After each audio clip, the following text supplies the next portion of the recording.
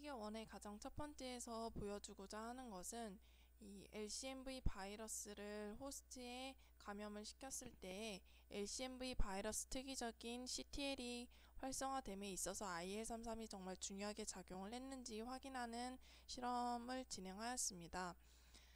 A를 보시면 LCMV 바이러스를 굉장히 낮은 도즈로 감염을 시켜서 LCMV RNA 발현의 경향성을 확인하였습니다. 보시면 0일에서 3일째에 LCMV 바이러스가 자기 복제를 했다가 그 이후에 7일째, 8.5일째에 모두 죽는 것을 죽는 경향성을 확인을 할 수가 있었습니다. 그에 따라서 IL-33 mRNA의 발현을 보시면 마찬가지로 3일째, 5일째에 최고치를 이루었다가 그 이후에 발현량이 감소하는 것을 확인을 할 수가 있었습니다. 즉 LCMV 바이러스 RNA의 발현 그 경향성과 그에 따른 IL-33 mRNA 발현 경향성이 거의 일치함으로써 LCMV 바이러스 감염에 있어서 IL-33이 어떠한 중요한 작용을 했다는 것을 확인을 할 수가 있었습니다. 또한 이러한 LCMV 특이적인 CTL 활성에 있어서 IL-33과 IL-33 ST2 패스웨이가 정말 중요하게 작용을 했는지 확인을 하기 위해 IL-33 낙가온 마우스와 IL-33 수용체인 ST2 낙가온 마우스를 이용해서 LCMV 특이적인 CD8 셀, CTL 셀의 넘버와 프리퀀시를 보는 실험을 진행하였습니다. 그 결과 IL-33이 없을 때에 CD8 셀의 넘버와 프리퀀시도 모두 감소한 것을 확인을 할 수가 있었고, ST2가 낙아웃된 상황에서도 마찬가지로 CD8 셀의 넘버와 프리퀀시도 모두 감소한 것을 확인을 할 수가 있었습니다.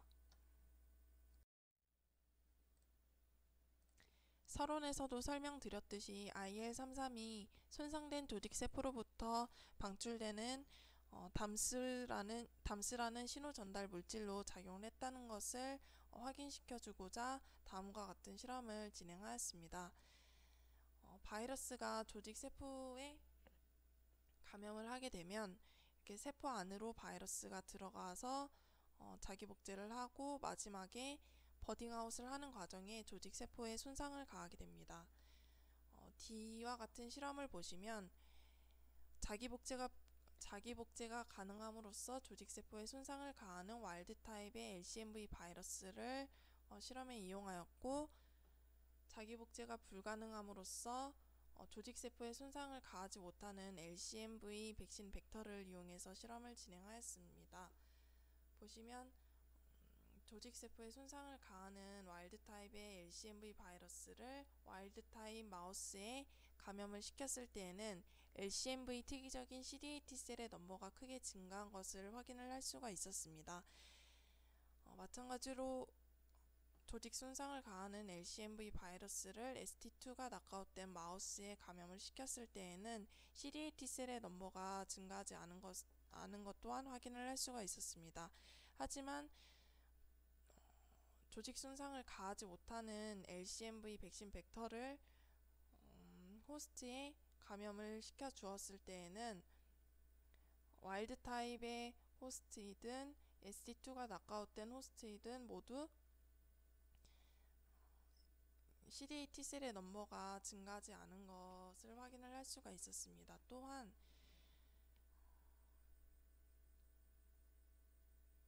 자기 복제가 불가능한 LCMV 백신화 바이러스 벡터와 바이러스 라이크 파티클을 넣어 주었을 때 대조군을 보시면 모두 CD8 셀의 넘버를 증가시키지 못한 것을 확인을 할 수가 있었습니다. 하지만 이렇게 LCMV 백신을 이용해서 활성화된 CTL을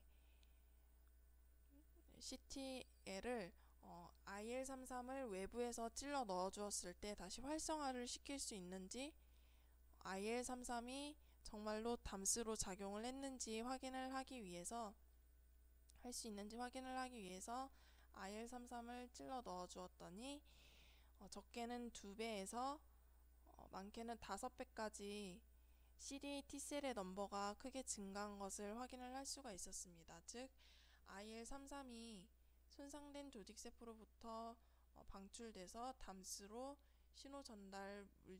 담스라는 신호 전달 물질로 작용을 해서 LCMV 특이적인 CTL을 활성화시켰다는 것을 확인을 할 수가 있었습니다.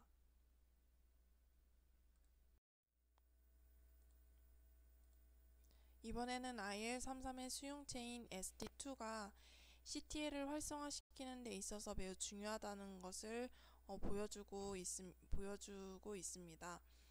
지와 같은 실험은 와일드 타입과 ST2 낙가온 마우스를 이용해서 실험을 진행하였고 LCMV 바이러스를 굉장히 높은 도즈로 감염을 각각 시켜서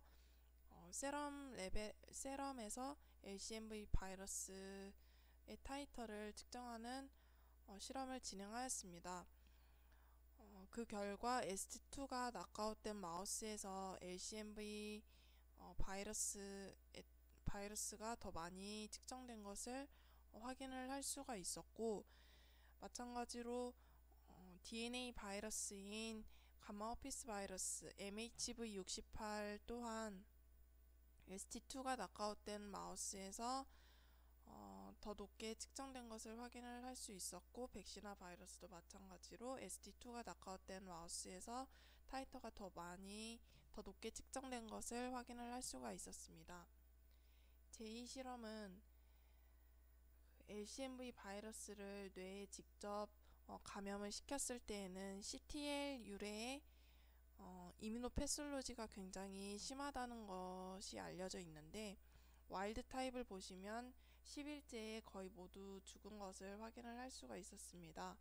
반면 ST2가 낙아웃된 마우스의 경우 똑같이 10일째, 20일째에 보시면 모두 살아남은 것을 확인을 할 수 있었고, 이뮤노패솔로지 또한 일어나지 않은 것을 확인을 할 수가 있었습니다. 그럼으로써 ST2가 CTL을 활성화시키는 데 있어서 매우 중요하다는 것을 보여주고 있고, 피겨 1을 서머리를 해보면 LCMV 바이러스가 그 조직세포에 감염을 해서 자기복제를 하면 조직세포에 손상이 가해지게 되고, 그 손상된 조직세포로부터 IL-33이 방출되는데, 이 IL-33이 담스라는 신호 전달 물질로 작용을 해서 IL-33 ST2 패스웨이를 통해 LCMV 특이적인 CTL을 활성화시키게 되고, 이 CTL이 최종적으로 LCMV 바이러스를 죽이는 과정을 거치게 된다라는 메커니즘을 보여주고 있습니다.